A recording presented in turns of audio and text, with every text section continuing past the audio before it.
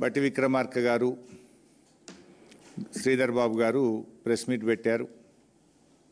చాలా విషయాలు మాట్లాడినారు. సరే, ఒక అడుగు ముందుకేసి తమ స్థాయిని దించుకునే విధంగా నన్ను పట్టుకొని అన్ఫిట్ ఫర్ పాలిటిక్స్ అనేటువంటి మాట బట్టి విక్రమార్క గారు నన్ను ఉద్దేశించి మాట్లాడారు. సరే, బట్టి విక్రమార్క గారు అన్నట్టు నేను అన్ఫిటే కావచ్చు. దేంట్లో అన్ఫిట్? నీలాగా ఫైనాన్స్ డిపార్ట్మెంట్లో ఆర్థిక మంత్రిగా పనిచేసినప్పుడు 20%, 30% కమిషన్లు తీసుకోవడం నాకు రాలేదు. దాంట్లో నేను అన్ఫిటే. మీరు బాగా ఫిట్టు ఇలా, ఎందుకంటే మీ ఫిట్నెస్ బయటపడ్డది కదా. ఫైనాన్స్ డిపార్ట్మెంట్ చరిత్రలో ఏ రోజు కూడా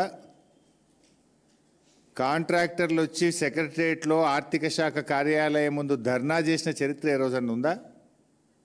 ఈ రాష్ట్ర చరిత్రలో మన ఊరు మనబడి బిల్లులు ఇవ్వండి అని కాంట్రాక్టర్లు ఫైనాన్స్ డిపార్ట్మెంట్ ముందు ధర్నా చేశారా?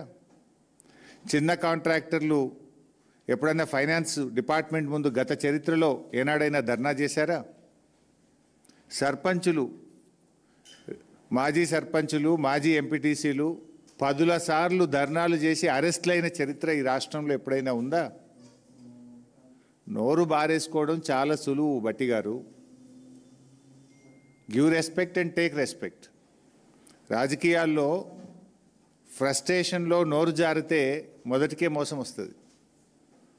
సమాధానం ఉంటే చెప్పండి, లేదా మౌనంగా ఉండండి. నోరెందుకు బారేసుకుంటున్నారు? ఎవరు అన్ఫిట్?